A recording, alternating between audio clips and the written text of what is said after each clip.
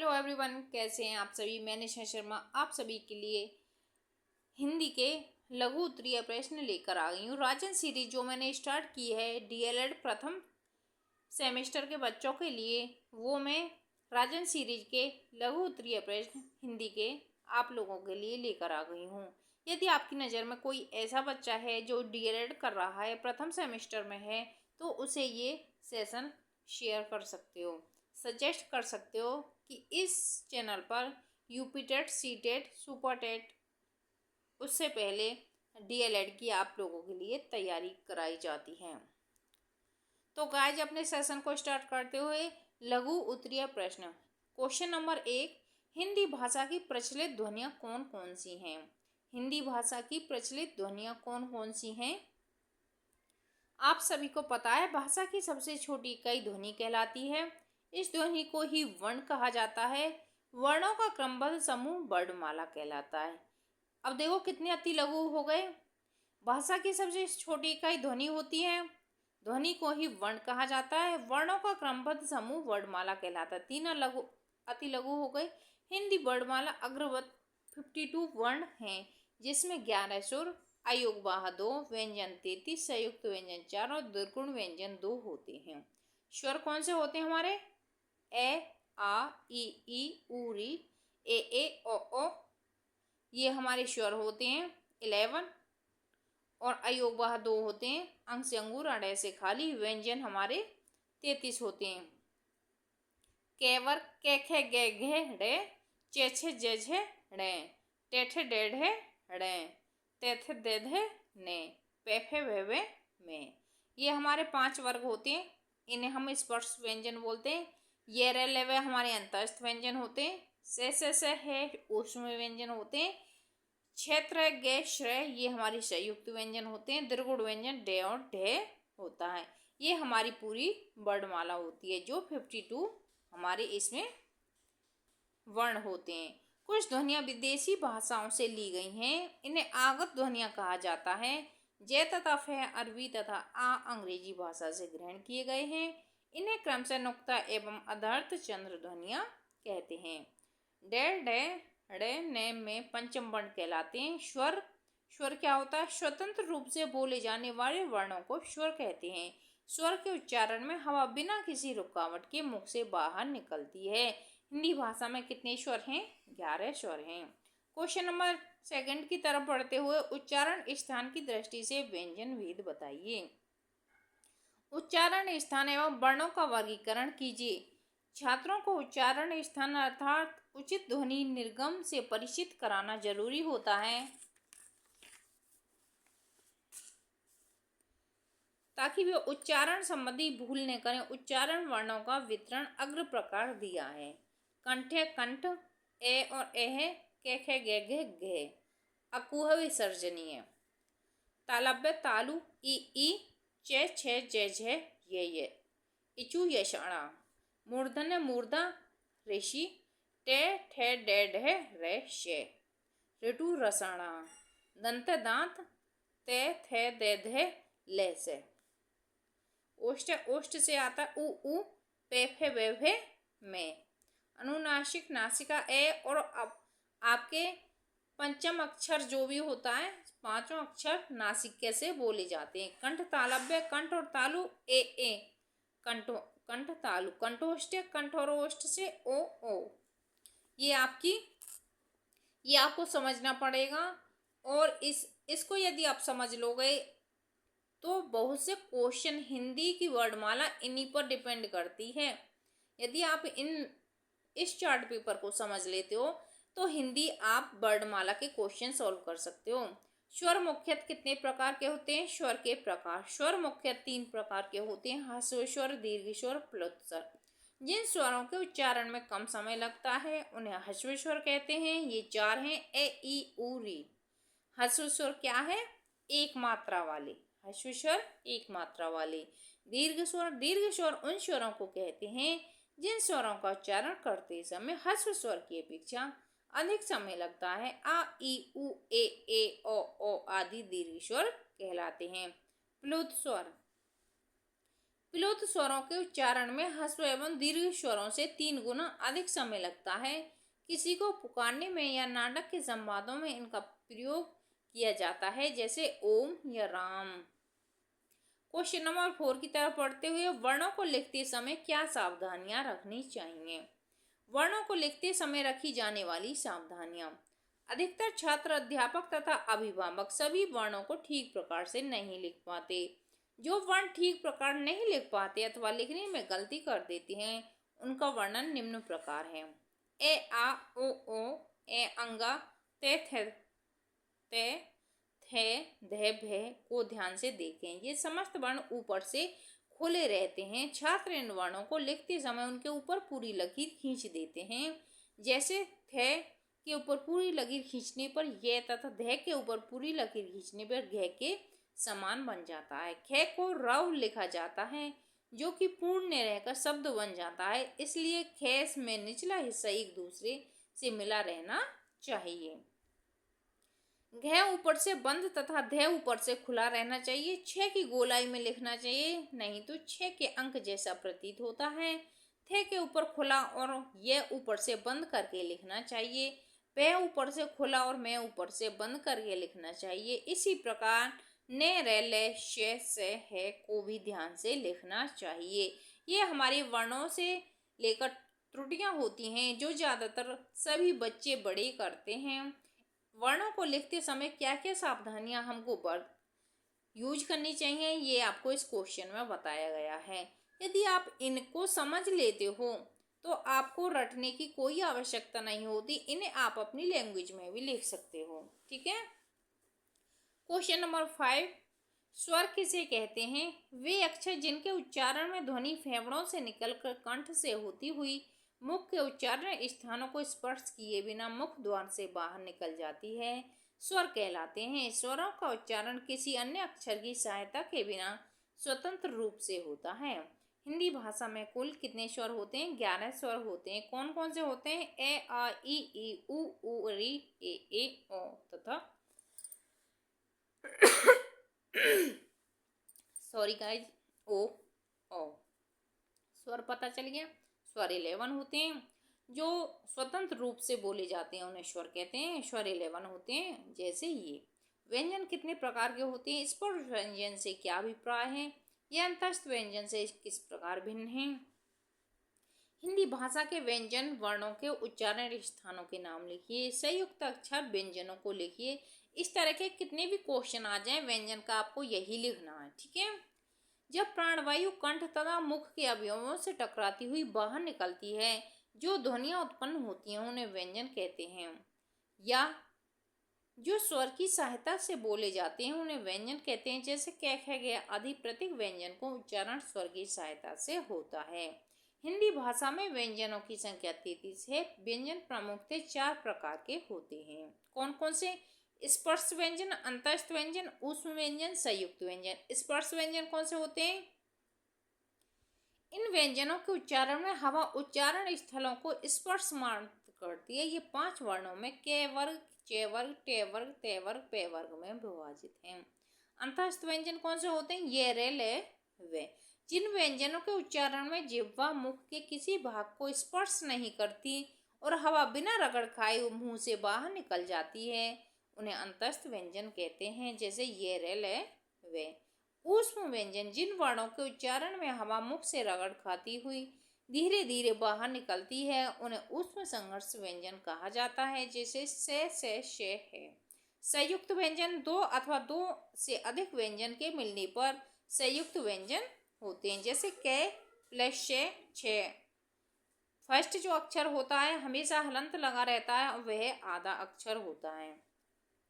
ते प्लस त्र पुत्र या त्रिशूल। जय प्लस अय गे ज्ञान विज्ञान। शे प्लस रे श्रमिक श्रम विश्राम। ठीक है। तो व्यंजन कितने प्रकार के होते हैं? व्यंजन 4 प्रकार के होते हैं। स्पर्श व्यंजन ये 25 इनका 5 वर्गों में बटे होते हैं। 25 इनका नंबर रहता है। अंतस्थ व्यंजन ये 4 होते हैं। ये रेलेवे। ऊष्म व्यंजन भी 4 होते हैं। शे है। संयुक्त व्यंजन भी 4 होते हैं। क्षेत्र गे श्रे। हिंदी की वर्तनी संबंध अशुद्धियां बताइए। लेखन शिक्षण की सामान्य त्रुटियों को स्पष्ट कीजिए। हिंदी भाषा की बढ़ती अशुद्धियां एवं निवारण। कैसे तो अशुद्धियां होती हैं और उनका हम निवारण कैसे कर सकते हैं, ये हम इस क्वेश्चन के आंसर को देखते हैं। शुद्ध लेखन का अभिप्राय लेखन संबंधी अशुद्धियां निकलने से है। इसके लिए 3 बातों पर विचार करना आवश्यक है। कौन कौन से? अशुद्धियों के प्रकार। वर्तनी संबंधी अशुद्धियां कई तरह की हो सकती हैं। उनमें से कुछ प्रकार इस तरीके से होते हैं। कैसे? पूर्ण वर्ण संबंधी अशुद्धियां। बहुत से बालक कुछ वर्णों के उच्चारण भेद को ठीक तरह से नहीं समझते और वे प्राय एक अक्षर के स्थान पर उसी से मिलता जुलता दूसरा वर्ण लिख देते हैं। यह उचित नहीं है, क्योंकि कभी कभी तो एक वर्ण के परिवर्तित हो जाने से पूरे शब्द का ही अर्थ चेंज हो जाता है। उदाहरण शर और सर। ठीक है, दोनों का अर्थ एक दूसरे से सर्वथा भिन्न है। पूरे वर्ण को कुछ न कुछ लिखकर बालक जो अशुद्धियां करते हैं उन्हें भी कई रूपों में देखा जा सकता है। जैसे बे और वे की अशुद्धियां, डे और ढे की अशुद्धियां, डे और ढे की अशुद्धियां, शे और शे की अशुद्धियां, छे और क्षत्रिय की अशुद्धियां, डे और ढे की अशुद्धियां, डे और ने की अशुद्धियां, शे और शे की अशुद्धियां। क्वेश्चन नंबर 8, विस्मयादि बोधक चिन्ह का प्रयोग कब करते हैं? विस्मयादि बोधक चिन्ह भावों को प्रकट करने हेतु जैसे भय, शोक, घृणा, आश्चर्य आदि को प्रकट करने वाली शब्दों में विस्मयादि बोधक चिन्ह का प्रयोग किया जाता है। जैसे हाय वह मर गई, आहा हम मैच जीत गए, वाह क्या सब अच्छा मौसम है। इस तरीके के जब एकदम से भावना प्रकट होती है तो वो विस्मयादि बोधक चिन्ह होते हैं। ठीक है, क्वेश्चन नंबर 9 की तरफ बढ़ते हुए अग्नि, इमृत, गंगा और गुरु का एक एक समानार्थक शब्द लिखिए। अग्नि आग, इमृत पीयूष, गंगा सुरसरी, गुरु अध्यापक। क्वेश्चन नंबर 10, रे वर्ण कितने प्रकार से लिखते हैं? उदाहरण सहित स्पष्ट कीजिए। रे वर्ण को 2 प्रकार से लिख सकते हैं। जैसे पुनर प्लस जन्म, तो पुनर्जन्म ऊपर रे उड़ा सकते हैं। गे गर प्लस हण, तो ग्रहण नीचे। ठीक है, उच्चारण स्थान के आधार पर व्यंजन का वर्गीकरण कीजिए। उच्चारण स्थान के आधार पर व्यंजन 2 प्रकार के होते हैं, सघोष तथा अघोष। सघोष व्यंजन कौन से होते हैं? सघोष व्यंजन वे व्यंजन कहलाते हैं जिनमें व्यंजन का उच्चारण उस समय तक समाप्त नहीं होता जब तक जिह्वा उस स्थान तक पहुंचती है जहां से व्यंजन का उच्चारण होता है। इसके 2 भेद हैं, पूर्ण सघोष व अपूर्ण सघोष। जैसे ए आ ई 11 तो इसमें हमारे स्वर होते हैं और हमारे स्पर्श व्यंजन होते हैं। ठीक है, अपूर्ण घोष से घोष जारी नहीं रहता या घोष उच्चारण के आदि, मध्य तथा अंत भाग में होता है। उच्चारण स्थान की दृष्टि से व्यंजन ध्वनियों में निम्नलिखित भेद हैं। जैसे द्रष्टुड, द्रष्टोष्टे। इन अक्षरों के उच्चारण में दोनों ओष्ठों का प्रयोग होता है, पे फे वे भे में तथा उ। दंतोष्टे। इन वर्णों के उच्चारण में ऊपर के दांत तथा नीचे के होठ का प्रयोग किया जाता है। जैसे वे और फे। दंत्य कौन से हैं? दंत्य स्पर्श। जिन व्यंजनों के उच्चारण में जिह्वा को दांतों पर लगाना होता है उन्हें दंत्य कहा जाता है। जैसे ते वर्ग, लेश्य। कंठ वर्ग कौन सा होता है? कंठ से बोले जाने वाले वर्णों को कंठ्य कहा जाता है। जैसे ए आ के वर्ग है। तालव्य। जिन वर्णों के उच्चारण में जिह्वा तालु को स्पर्श करती है उन वर्णों को तालव्य कहते हैं। जैसे ई इचु यषणा। मूर्धन्य। जिन वर्णों के उच्चारण जिह्वा को मूर्धा पर लगाने से होता है उन्हें मूर्धन्य कहते हैं। जैसे ऋतु रसाणा। जिह्वा मूल्य। जिन वर्णों के उच्चारण में जिह्वा के मूल का स्पर्श होता है उन्हें जिह्वा मूल्य कहते हैं। जैसे कै खे गे। अघोष व्यंजन। अघोष व्यंजन वे व्यंजन होते हैं जिन वर्णों के उच्चारण में एक का प्रयोग नहीं किया जाता, अर्थात वायु के निकलने में कोई प्रयास नहीं करना पड़ता। क्वेश्चन नंबर 12 की तरफ पढ़ते हुए विलोम शब्द किन्हें कहते हैं? विलोम शब्द का अर्थ जो शब्द एक दूसरे का विपरीत अर्थ बताते हैं, उल्टा अर्थ बताते हैं, उन्हें विलोम शब्द कहते हैं। विलोम शब्द के उदाहरण निम्न हैं। कायक, वीर, इमृत, विष, रात, दिन, घृणा, प्रेम, आदि, अंत, रक्षक, भक्षक, जय, पराजय, आरंभ, अंत, समीप, दूर, दाएं बाएं, अमीर, गरीब, सेवक, स्वामी, धर्म, अधर्म, आय, व्यय, बुरा, भला, दुर्लभ, सुलभ, उचित, अनुचित, हार, जीत, पंडित, मूर्ख। अंधकार प्रकाश, यश अपयश, गर्मी सर्दी, अपना पराया, राजा रंक, चतुर मूर्ख, अनुकूल प्रतिकूल, विष अमृत, जड़ चेतन, उपकार अपकार, सार्थक निरर्थक, लेना देना, आलसी परिश्रमी, स्वतंत्र परतंत्र, धनी निर्धन, ऊंच नीच, हर्ष शोक, पाप पुण्य, एकता अनेकता। ये हमारे विलोम शब्द होते हैं जो उल्टा अर्थ बताते हैं, अपोजिट वर्ड बताते हैं, वो हमारे विलोम शब्द होते हैं। क्वेश्चन नंबर 13 की तरफ बढ़ते हुए, शब्द का महत्व एवं शब्दों का वर्गीकरण कीजिए। शब्द का महत्व, शब्द भाषा रूपी भवन हेतु ईंटों का काम करते हैं। शब्दों से ही वाक्य बनते हैं। जैसे जिस प्रकार ईंटों से भवन का निर्माण होता है, उसी प्रकार शब्द रूपी भाषा रूपी भवन का निर्माण शब्द रूपी ईंटों से होता है। शब्दों के वर्गीकरण इस प्रकार हैं। शब्दों को निम्न प्रकार से वर्गीकृत किया जाता है: अर्थ के आधार पर, प्रयोग के आधार पर, इतिहास या स्रोत के आधार पर, रचना के आधार पर, व्याकरणिक प्रकार के आधार पर। क्वेश्चन नंबर 14 की तरफ बढ़ते हुए, अर्थ के आधार पर शब्द भेद कीजिए। अर्थ के आधार पर शब्द भेद। अर्थ की दृष्टि से शब्द 5 प्रकार के होते हैं: एकार्थी शब्द, अनेकार्थी शब्द, समरूपी भिन्नार्थक शब्द, पर्यायवाची या समानार्थी शब्द, विपरीतार्थक या विलोम शब्द। पर्यायवाची शब्द किसे कहते हैं? पर्यायवाची शब्दों के कुछ उदाहरण दीजिए। पर्यायवाची ऐसे भिन्न शब्द जिनके अर्थ एक जैसे होते हैं पर्यायवाची या समानार्थी शब्द कहलाते हैं। पर्यायवाची शब्दों में कुछ उदाहरण निम्न हैं, जैसे असुर। असुर को हम दानव, धनुष, दैत्य, निशाचर, राक्षस बोल सकते हैं। इमृत, पीयूष, सुधा, सोम, आकाश, अंबर, गगन, नभ, व्योम, आसमान। अश्व, घोड़ा है, तुरंग, घोटक, आनंद, हर्ष, उल्लास, खुशी, प्रसन्नता, इच्छा, मनोरथ, कामना, चाह, आकांक्षा, ईश्वर, प्रभु, परमात्मा, भगवान, ईश, परमेश्वर। इंद्र, महेंद्र, सुरपति, सुरेश, देवराज, देवेश, देवेंद्र। गंगा, जाह्नवी, देवनदी, सुरसरी, त्रिपथगा, सुर नदी। चतुर, निपुण, दक्ष, कुशल। चंद्रमा, शशि, चंद्र, राकेश, चांद, मयंक, इंदु। जल, पानी, नीर, वारी, सलिल। पृथ्वी, धरा, वसुधा, मही, भूमि, धरती। सूर्य, भानु, रवि, दिन का, दिनेश, दिवाकर। सिंह, वनराज, केहरी, पंचानन, मृगराज। क्वेश्चन नंबर 16, वर्तनी की अशुद्धियां सुधारने के उपाय बताइए।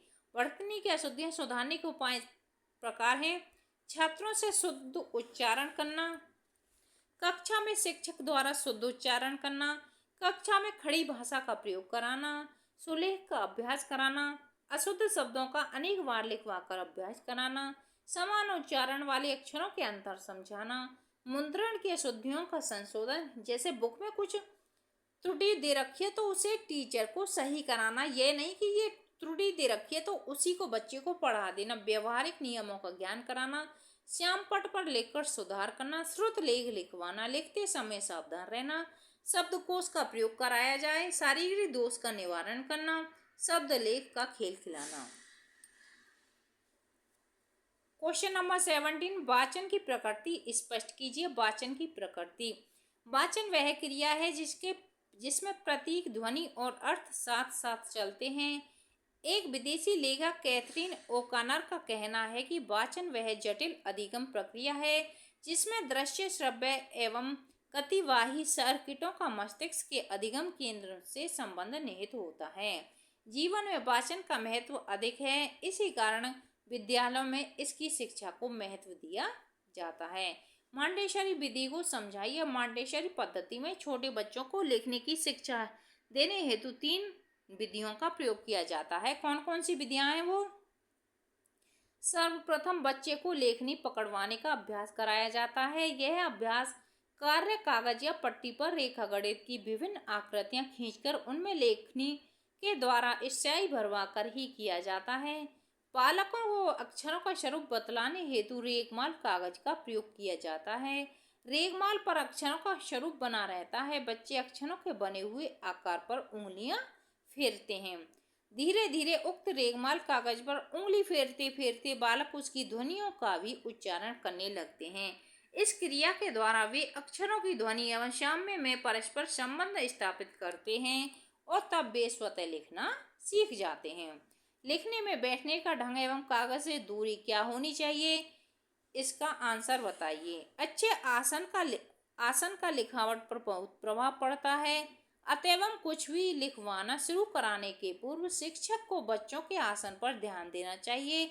लिखने के लिए ऋण डेस्क का प्रयोग किया जाना चाहिए। शरीर जहां हो सके संतुलित रखा जाए। जांघें कुर्सी पर सीधी रखनी चाहिए। निचला भाग पैर का लंब रूप में रहे। पैर का तलवा फर्श पर टिका हुआ हो। दाएं हाथ से लिखा जाए तथा बाएं हाथ से कागज संभाला जाए।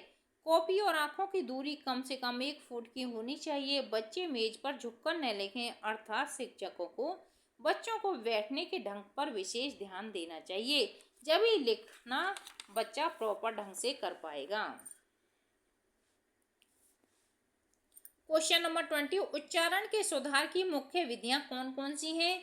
उच्चारण शिक्षण की विधियों का संक्षिप्त उल्लेख कीजिए। शुद्ध उच्चारण कैसा हो? पाणिनि व याज्ञवल्क्य ने शिक्षा में शुद्ध उच्चारण के बारे में लिखा है। व्याघ्री यथा हरेत पुत्रान दृष्टव्या न पीड्यते भीता पतन भेदभ्यात् तृणान प्रयोज्यते। पाणिनि शिक्षा जिस प्रकार बाघिन अपने बच्चे को मुंह में लेकर चलते समय इस बात का ध्यान रखती है कि बच्चों को न तो दांत चुभे और न ही वह गिरे, इसी प्रकार वर्णों का उच्चारण करते समय देखना है कि न तो वह दबे रह जाएं और न ही एकाएक बाहर निकल आएं। उच्चारण के प्रमुख तत्व। ध्वनि व्यवस्था। शुद्ध उच्चारण के लिए हिंदी ध्वनियों की व्यवस्था का ज्ञान आवश्यक है। किस ध्वनि का उच्चारण किस उच्चारण स्थान से होगा? बल। जिस शक्ति के द्वारा किसी ध्वनि वर्ण का उच्चारण किया जाता है उसे बल कहते हैं। जैसे अक्षर घर, शब्द बल हरि घर जाता है, वाक्य बल हरि घर जा सकता है। उच्चारण में किसी ध्वनि पर बल न देने से अर्थ का अनर्थ हो जाता है। लय। जब अक्षर बोलने के बाद दूसरा अक्षर बोलने के बीच समान समय देने को लय कहते हैं। स्वराघात। उच्चारण में ध्वनियों के समुचित आरोह अवरोह को स्वराघात कहा जाता है। गति। गति का अर्थ शब्द समूह के बीच में हिचकिचाहट अथवा रुकावट के बोलने से है। विराम। विराम का अर्थ है रुकना। लंबे लंबे वाक्यों को शुद्ध रूप से पढ़ने के लिए यथा स्थान पर रुकते हुए पढ़ना। क्वेश्चन नंबर 21, पठन का क्या अर्थ है? आरंभिक स्तर पर पठन शिक्षण की 2 विशेषताएं लिखिए। वाचन का अर्थ लिखिए। ये कोई सा भी क्वेश्चन आ जाए उसका यही आंसर होगा। क्या? वाचन या पठन का अर्थ भाषा के 2 रूप हैं, एक मौखिक और दूसरा लिखित। मौखिक भाषा को बोला जाता है किंतु लिखित भाषा का तो वाचन किया जाता है। लिखित भाषा को देखकर बोलना ही वाचन कहलाता है। वाचन के पर्याय पठन तथा वाचना भी है। लुट्स के अनुसार वाचन एक साधन है जिसके माध्यम से बालक संपूर्ण मानवता के द्वारा संचित ज्ञान राशि से परिचित हो सकता है। संक्षेप में यह कह सकते हैं कि लिपि प्रतीकों की पहचान, अर्थ ग्रहण एवं उसका पूर्व पर संबंध जोड़ते हुए पूर्ण आशय समझ लेने का नाम पढ़ना, वाचना, पठन और वाचन है। वाचन के क्या उद्देश्य हो सकते हैं? बालकों में ऐसी क्षमता पैदा करना कि वे पाठ पढ़कर उसके भाव ठीक ठाक समझ सकें। वाचन द्वारा छात्रों को शुद्ध उच्चारण का अभ्यास कराना, पढ़ते समय स्वरों के उतार चढ़ाव एवं विराम आदि का ध्यान रखना, आत्मसात किए गए विषय को बालक दूसरों को भी समझा सके, उसमें ऐसी योग्यता उत्पन्न करना। वाचन के प्रकार। वाचन के 2 प्रकार होते हैं, स्वस्वर वाचन, मौन वाचन। जो मैं पढ़ रही हूँ वो स्वस्वर वाचन है। स्वर सहित वाचन को स्वस्वर वाचन कहते हैं, अर्थात लिखी हुई विषय वस्तु को देखकर स्वस्वर पढ़ना स्वस्वर वाचन है। स्वस्वर वाचन 2 प्रकार के होते हैं, आदर्श वाचन और अनुकरण वाचन। मौन वाचन। लिखित सामग्री को मन ही मन चुपचाप बिना आवाज निकाले पढ़ना मौन वाचन कहते हैं। मौन वाचन में ओष्ठ नहीं हिलते। जड़ महोदय का कथन है कि बालक जब पैरों से चलना सीख जाता है तो घुटनों के बल खिसकना छोड़ देता है। इसी प्रकार भाषा के क्षेत्र में बालक जब मौन वाचन की कुशलता प्राप्त कर लेता है तो वह स्वस्वर वाचन को अधिक प्रयोग छोड़ देता है। मौन वाचन में निपुणता का आना व्यक्ति के विचारों की प्रौढ़ता का द्योतक है और भाषाई दक्षता पर अधिकार का सूचक है। स्वस्वर वाचन की विशेषताएं लिखिए। स्वस्वर वाचन के 2 गुण लिखिए। क्वेश्चन नंबर 23, ध्वनियों का ज्ञान। बालक को विभिन्न ध्वनियों का ज्ञान होना चाहिए तथा समान ध्वनियों में भेद करने की सामर्थ्य होनी चाहिए। उच्चारण की शुद्धता होनी चाहिए। विराम चिन्ह का प्रयोग पता होना चाहिए, स्पष्टता होनी चाहिए, उपयुक्त बलाघात होना चाहिए। ध्वनियों का ज्ञान, उच्चारण की शुद्धता, उत्तम स्वर वाचन में शुद्धता का विशेष महत्व है। अतः प्रत्येक शब्द का उच्चारण शुद्ध रूप से करना चाहिए। उच्चारण में अशुद्धता कई कारणों से आ जाती है। उदाहरण, क्षेत्रीय प्रभाव के कारण, मनोवैज्ञानिक कारण, अज्ञानतावश गलत अभ्यास, अध्यापक का अशुद्ध उच्चारण, उच्चारण स्थलों में दोष। अतः परीक्षण के माध्यम से कारण का पता लगाकर उसे दूर करने का प्रयत्न करना चाहिए। विराम चिन्ह, अल्प विराम, अर्ध विराम, पूर्ण विराम का ध्यान रखकर पढ़ना चाहिए। रोको मत जाने दो। वाक्य में यदि रोको के पश्चात विराम करके पढ़ें तो एक अर्थ होगा और बाद मत के बाद विराम करके पढ़ें तो दूसरा अर्थ होगा। अतः विराम चिन्ह अर्थ बदल देता है। स्पष्टता, वाचन स्पष्ट होना चाहिए, इसके लिए स्वर पर नियंत्रण आवश्यक है। इतनी जोर से पढ़ना चाहिए कि समस्त श्रोता सुन लें। शब्दों के समूह को एक श्वास में पढ़ते समय उनमें अर्थ की संगति का ध्यान रखा जाए। प्रत्येक वर्ण का उच्चारण पृथक रूप से न किया जाए। उपयुक्त बलाघात, बल शक्ति की वह मात्रा है जिसके द्वारा कोई वर्ण अथवा शब्द उच्चारित किया जाता है। वाचन में इस बात को दृष्टिगत रखना चाहिए कि किस शब्द पर कितना जोर दिया जाना है, क्योंकि बल की मात्रा के अनुसार शब्द के अर्थ में परिवर्तन आ जाता है। यथा, हे प्रभु मुझे एक शीलवान पुत्र दीजिए। इस वाक्य में यदि पुत्र पर बल देते हैं तो इसका अर्थ होगा पुत्र ही चाहिए, पुत्री नहीं। यदि शीलवान पर बल देकर पढ़ेंगे तो उसका तात्पर्य होगा शीलवान ही चाहिए, शील रहित कदापि नहीं।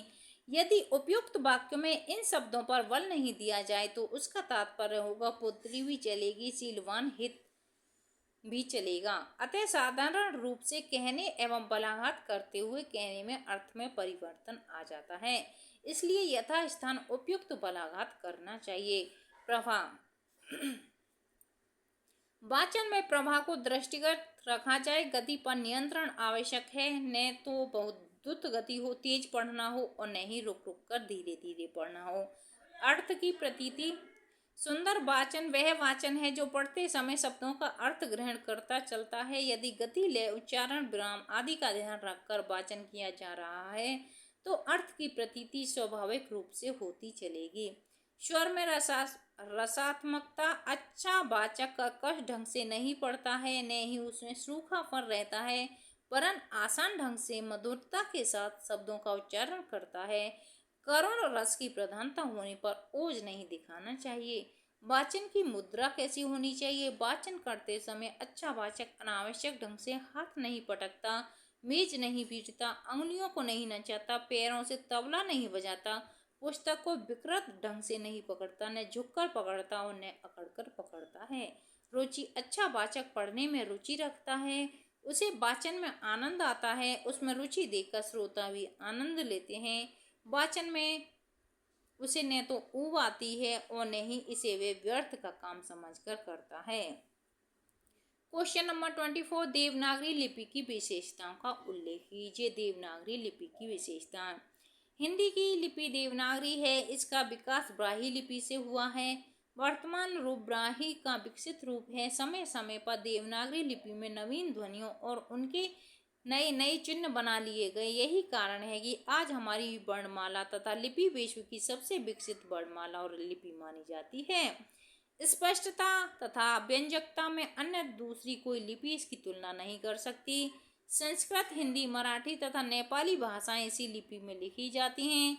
बांग्ला एवं गुजराती लिपियां इससे काफ़ी मिलती जुलती हैं। गुरुमुखी, मुंडा, कैथी आदि लिपियां भी देवनागरी लिपि में विकसित हुई हैं।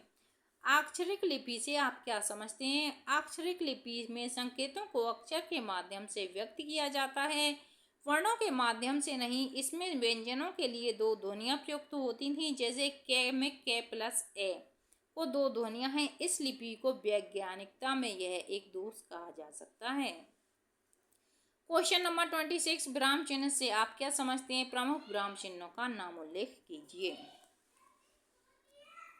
विराम का अर्थ क्या होता है? यदि शाब्दिक रूप से देखें तो विराम का अर्थ रुकना या ठहरना, अपने भावों को प्रकट करने के लिए भाषा में बोलते समय अथवा लिखते समय कुछ स्थान पर रुकना पड़ता है। अगर बिना रुके हम अपनी बात को कहते हैं तो सुनने वालों को समझ में कुछ नहीं आएगा। कई बार भाव का रूप ही बदल जाता है। हम उचित जगह पर रुककर अपनी बात कहेंगे तो ठीक रहेगा। उसी प्रकार लिखते हुए विराम चिन्हों के प्रयोग से न केवल भावों में स्पष्टता आती है बल्कि उनका प्रभाव भी बढ़ जाता है। उदाहरण, रोको मत जाने दो। इस वाक्य में कहीं कोई विराम नहीं है जिससे उसके दो अर्थ व्यक्त होते हैं। पहला रोको मत जाने दो और दूसरा रोको मत जाने दो। ये दोनों अर्थ एक दूसरे के विरुद्ध हैं। अतः स्पष्ट है कि विराम चिन्ह वाक्य का अर्थ तो स्पष्ट करते हैं, भाषा को सुंदर अथवा प्रभावशाली भी बनाते हैं। परिभाषा, वाक्य बोलते अथवा लिखते समय विराम को प्रकट करने वाले चिन्हों को विराम चिन्ह कहते हैं। पूर्ण विराम, वाक्य की समाप्ति पर पूर्ण विराम का प्रयोग किया जाता है। प्रश्नवाचक और विस्मयादि बोधक वाक्यों के अतिरिक्त अन्य सभी वाक्यों के अंत में पूर्ण विराम का प्रयोग किया जाता है। जैसे भारत में 1 जुलाई 2017 से जीएसटी कानून लागू हुआ। पिताजी अखबार पढ़ रहे हैं। अल्पविराम, लिखते समय अथवा बोलते समय जब एक शब्द को दूसरे शब्दों में या एक वाक्य को दूसरे वाक्य से पृथक करने के लिए थोड़ा रुकते हैं तब इस चिन्ह का प्रयोग किया जाता है। अल्प विराम का प्रयोग भिन्न भिन्न परिस्थितियों में होता है। जैसे शेखर, राखी, नेहा और रोहन बगीचे में खेल रहे थे। सब्जी वाला आलू, टमाटर, भिंडी, बैंगन आदि बेच रहा था। ठीक है। संबोधन के पश्चात, भाइयों मेरा बात को ध्यान से सुनो। मोहन तुम इधर आओ। दो वाक्यांशों को जोड़ने के लिए रवि विद्यालय से आकर शहर चला गया। तुम जल्दी तैयार हो जाओ, मैंने पिताजी से पूछ लिया। किसी कथन को स्पष्ट करने के लिए शिक्षक ने बताया, धरती गोल है। पिता ने पूछा, अब तक कहाँ थे? अर्धविराम सेमीकोलन। सामान्यतः अर्धविराम दो उपवाक्यों को जोड़ता है। जब एक उपवाक्य खत्म हो जाता है तथा दूसरे को और जैसे शब्दों से नहीं जोड़ा जा सकता वहाँ अर्धविराम का प्रयोग होता है। जैसे स्वतंत्रता आंदोलन से संपूर्ण देश में क्रांति की लहर दौड़ गई। भला स्वतंत्र कौन नहीं रहना चाहता? प्रश्नवाचक, बस कब छूटेगी? Question mark. तुम्हारे हाथ में क्या है? दुकान में कौन है? तुम्हारी पेंसिल कहाँ है? विस्मयादि बोधक भावों को प्रकट करने हेतु जैसे भय, शोक, घृणा, आश्चर्य आदि को प्रकट करने वाले शब्दों में विस्मयादि बोधक चिन्ह का प्रयोग किया जाता है। हाय, यह क्या हो गया? छी, तुम तो बहुत गंदे इंसान हो। अरे तुम कब आए? वाह, कितना सुंदर चिड़ियाघर है। आहा, मैं जीत गए। योजक चिन्ह, शब्द युग्मों एवं तुलना करने वाले शब्दों के बीच यह चिन्ह का प्रयोग होता है। जैसे रात दिन, आजकल, सुख दुख, थोड़ा सा, काला सा, मोटा सा आदि। उद्धरण दो टाइप के होते हैं। यह दो प्रकार के होते हैं। एक हरा उद्धरण, इसका प्रयोग वाक्य के अंतर्गत आए विशेष व्यक्ति वस्तु का नाम लिखने हेतु किया जाता है। जैसे यह अंश हमारी पाठ्य पुस्तक हिंदी व्याकरण से लिया गया है। शिक्षक ने सभी छात्र को काव्य कुसुम नामक पुस्तक निकालने हेतु कहा। दोहरा उद्धरण, किसी वक्ता के कथन को उसी शब्दों में वैसे का वैसा लिखने हेतु इस चिन्ह का प्रयोग किया जाता है। जैसे महात्मा गांधी ने कहा, अहिंसा परमो धर्म। ठीक है। पिताजी ने शीतल से कहा, बेटा हमेशा समय का पालन करना। लाघव चिन्ह, लाघव चिन्ह को संक्षेपक भी कहते हैं। इस शब्द को संक्षिप्त रूप में लिखने के लिए प्रयोग किया जाता है। जैसे उत्तर प्रदेश को हम लाघव लिख देते हैं, प्राइवेट लिमिटेड को, डॉक्टर को, टेलीविजन को। तो ये थे हमारे राजन सीरीज के हिंदी के लघु उत्तरीय प्रश्न। इससे पहले मैं आपको बहुविकल्पीय और अति लघु करा चुकी हूँ। आज मैंने जो आपको कराए वो थे आपके लघु उत्तरीय प्रश्न। तो गाइज, ये सेशन आपको कैसे लगे? आपको इनसे कितनी हेल्प मिल रही है? कमेंट बॉक्स में ज़रूर रिप्लाई करना। आपके कमेंट मुझे मोटिवेट करते हैं, जो मैं और मेहनत करने के लिए अग्रसर होती हूँ। Thanks for watching this video. Like, share and subscribe. Keep watching and keep learning. जय माता दी।